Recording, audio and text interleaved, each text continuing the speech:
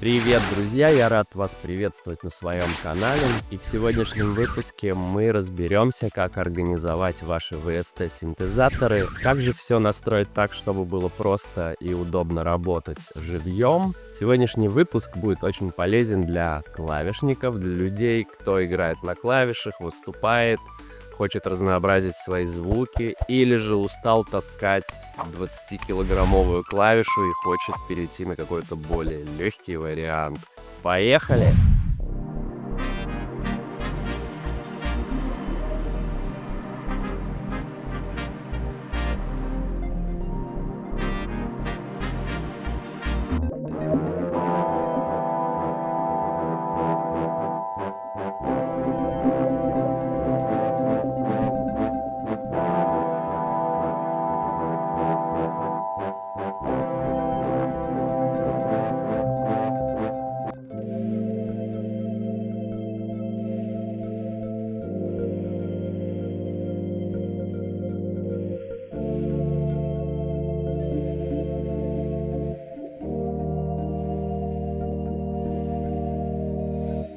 Итак, друзья, для чего вообще все это нужно? Для чего нужен этот темплейт?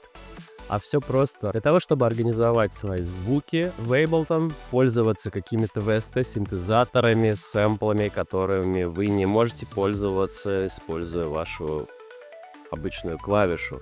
Возможно, ваша клавиша очень тяжелая. Это тоже может быть проблемой при транспортировке. Кто-то хочет, наоборот, дополнить звуки. Например, у него есть какая-то клавиша, но в ней нет каких-то более свежих модных звуков. Вы можете все это объединить, используя вот этот темплейт в Ableton. Я вам сейчас покажу как бы базу, основу, от чего отталкиваться. Естественно, каждый из вас будет использовать разные VST-шки, разные подходы. То есть это будет база, от которой вы можете оттолкнуться, что-то доработать, что-то переработать под себя. И прежде чем мы приступим, подпишись, поставь лайк этому видео, потому что я считаю, что это очень ценный урок. Поехали! Итак, начнем мы, наверное, с разбора вообще схемы, как это все устроено. Мой темплейт делится на две основных части. Это каналы входного сигнала и распределение этих сигналов. И вторая часть — это сами дорожки с синтами. Вот это у нас main и routing — это первая часть.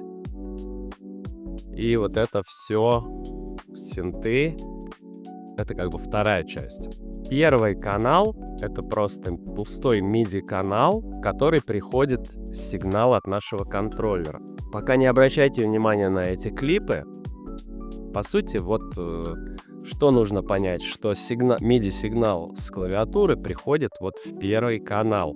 Давайте откроем маршрутизацию, входы-выходы, и вы увидите, что отсюда выход MIDI-канала идет на вход роутинга. То есть идет на канал роутинг. Для чего я создал канал роутинг? Здесь у меня MIDI Effect Track, который распределяет MIDI-сигналы по вот этим дорожкам с синтами. И распределять он может как по одной дорожке, так и все сразу. К примеру, если я нажимаю на первый клип, то у меня будут активны первый, второй, третий синтезатор, четвертый не активен, и контакт будет активен. Если я нажимаю второй клип, у меня не активен только контакт. Ну, то есть вы видите, да, какие-то синты включаются, какие-то выключаются. Это можно увидеть здесь. То есть у них проавтоматизировано mute. То есть когда включается mute, у нас MIDI-сигнал не идет на дорожку. Первая роль этого канала: он получает от главного канала сигнал и распределяет по вот этим нашим синтезаторам. Соответственно, с роутинга у нас никуда не идет MIDI-сигнал, no output, но на входах вот этих наших синтезаторов мы выбираем везде роутинг. И смотрите, Вот у нас первый синтезатор. Дальше вот в постмиксере мы заходим вот в во вторую вкладочку и видим, вот у нас идет первый наш синтезатор, и мы выбираем обязательно постмиксер. Это очень важно, иначе у вас сигнал не будет приходить.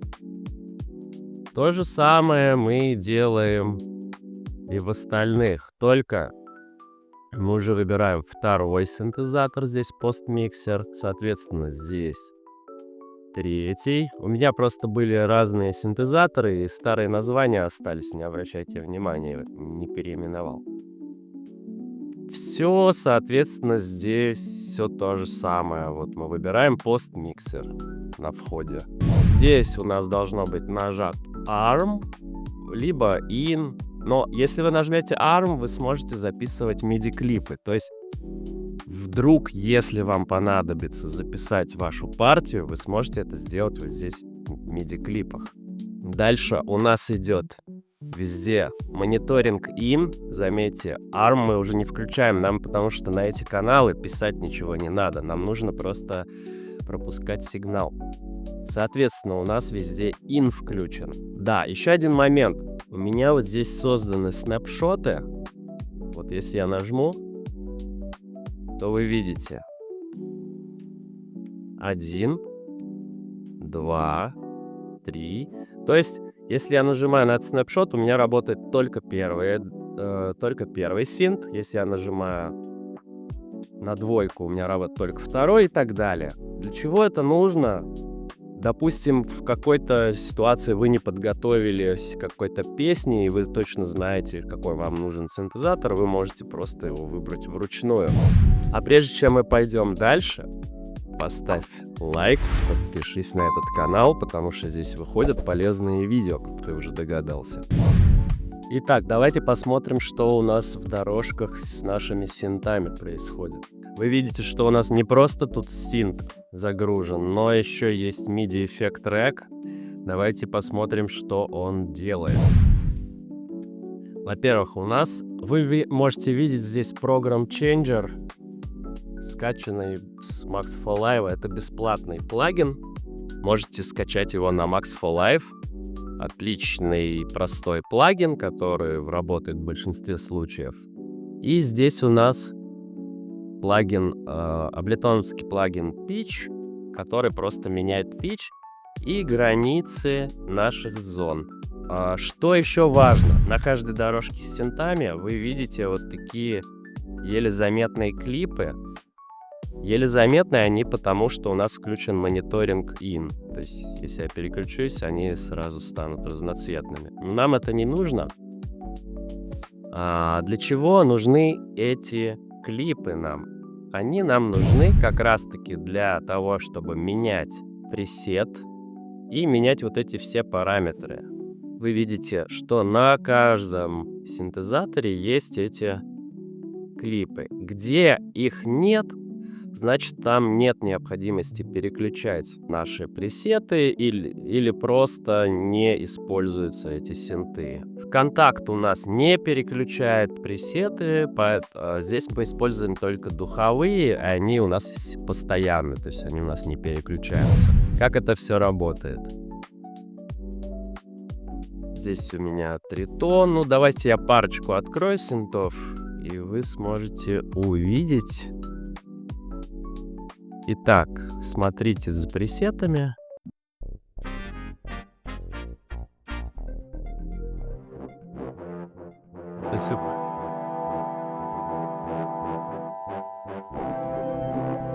То есть можете видеть, как переключаются пресеты. Эти клипы у меня для демонстрации были сделаны. Не забудь подписаться на канал, поставить лайк. А сейчас я расскажу, зачем нам эти клипы и вообще, как их настроить. Давайте начнем с роутинга. Допустим, в первой комбинации, если я запущу этот клип, мы видим, что у нас все активно, кроме четвертого синта. Если я нажму на двойку, у нас все активно, кроме дудок. Допустим, изначально вы нашли какое-то сочетание звуков, и, например, вы хотите использовать... Давайте я сейчас создам прям клип. Отключаем здесь луп. В воспроизведении мы убираем global квантизацию, чтобы у нас сразу же переключался без всяких задержек пресет. Собственно, все. Вот наш клип новый. И сейчас мы займемся автоматизацией. Допустим, я хочу Synth 3, чтобы у меня играл. Вот сейчас он активен на 0. Я вот так все это делаю. Проверну. Нажимаю на 1, на ручку 1. Иду в наш клип. Во вкладке автоматизации мы видим Routing 1. Видим нашу пунктирную полосочку. Наводим на нее и ставим метку. Все, вы видите, у нас метка поставилась. Дальше, чтобы не запутаться, вы можете нажать на 2.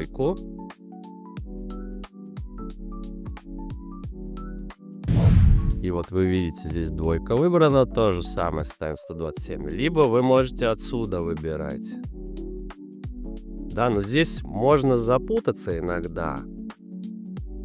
Поэтому, вот чтобы точно не запутаться, выбираем 3. Она у нас на 0 будет, потому что она активна. 4. Ставим меточку. И у нас контакт тоже не активен. Соответственно, вот вы видите, я когда переключаюсь на этот новый клип, у меня только сигнал пойдет на 3-й синтезатор. Это у нас на канале Routing делается. Давайте я это сейчас удалю. Теперь в самих синтах мы также заходим в клип, но здесь мы выбираем наш пресет. Так, вот здесь, если я буду крутить Program Change, вы слышите, что меняются программы. Чтобы мне зафиксировать, допустим, мне нравится этот звук, я его нашел, я иду в клип, соответственно, вот во вкладке автоматизации Program Change и ставлю также, если у вас уже здесь стоит метка, вы ее убираете одним нажатием. И вы видите, пунктир у нас стоит на том значении, которое мы выставили. Ставим здесь точку. И при каждом запуске вот этого клипа у нас будут все эти параметры, соответственно, выставляться. Но у нас еще есть, помимо Program Change, еще параметры. Параметры питча, которые очень важны. Если вы хотите сделать слои или разделить клавиатуру. Что это значит и как с этим быть? Вот здесь я вынес для себя, то есть правой кнопкой вы нажимаете Unmap или Map, на какую-то ручку хотите назначить. Здесь я настроил pitch в максимум октава наверх, октава вниз. В некоторых случаях нужно 2 октавы вниз, иногда бывает 3 октавы. Это зависит, насколько много вы звуков используете, насколько у вас большая клавиатура. У меня есть клавиатура, и у меня там начинаются, допустим, ноты с C1.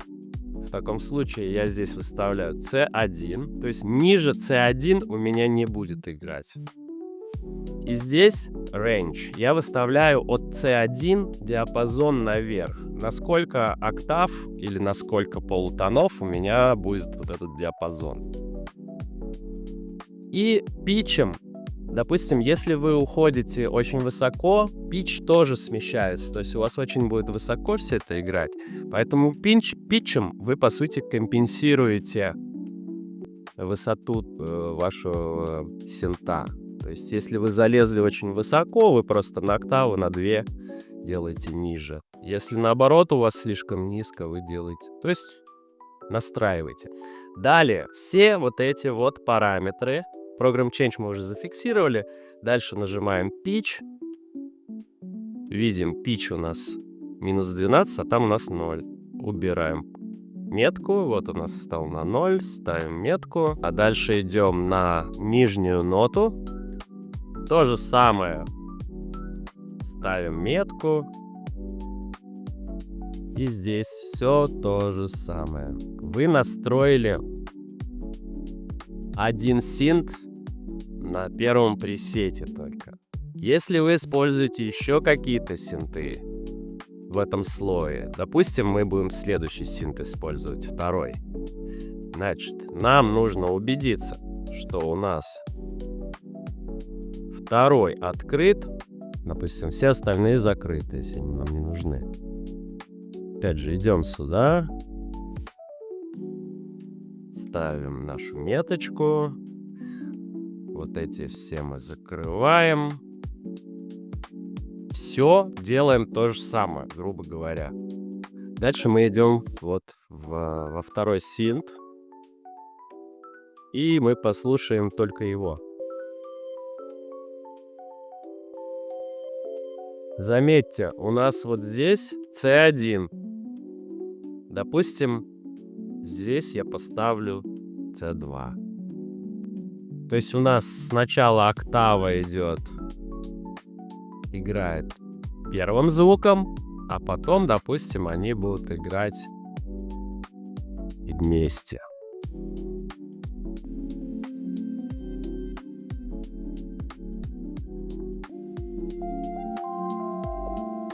Так, сейчас откроем.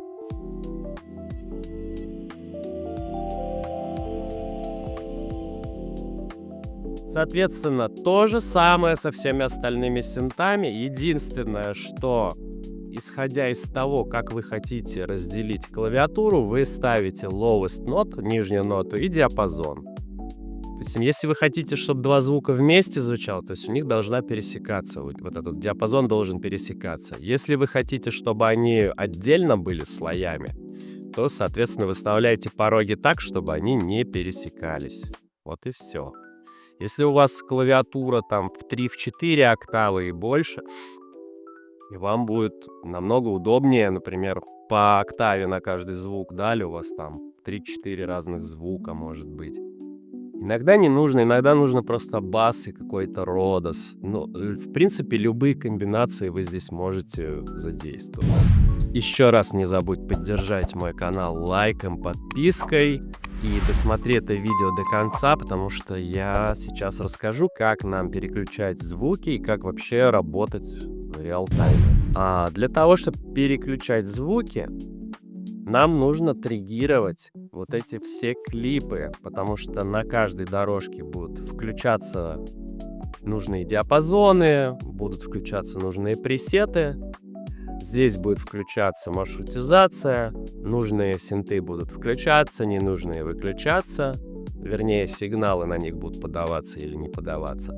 Поэтому нам нужно запустить как бы всю сцену. Делается это вот нажатием вот на эту кнопочку. Но мы можем также назначить, как я это уже сделал ранее, я назначил просто на свой контроллер, на кнопочке вот эти все переключения. Делается это так. Во-первых, вам нужно зайти в настройки и в MIDI найти вашу клавиатуру. И на входе, вот у меня Launch Key Mini. На входе нужно включить трек для того, чтобы ваши ноты MIDI-сообщения поступали в Ableton. И для того, чтобы вы могли переназначать какие-то кнопки и крутилочки, нужно включить Remote. После того, как вы включили это все, мы заходим в MIDI. Давайте я сейчас удалю то, что до этого не было назначено. Итак, первый пресет. Например, у меня кнопочка тут есть 1, 2, 3, 4, 5 и до 16. То есть я выбираю первый пресет. Дальше выбираю второй. Просто я выбираю мышкой и дальше жму соответствующую кнопку. 4, 5. Выходим из MIDI. И теперь я нажимаю кнопочку 1.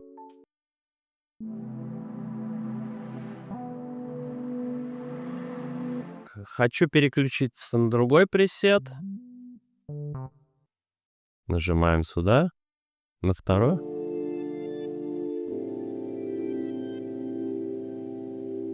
Троечка.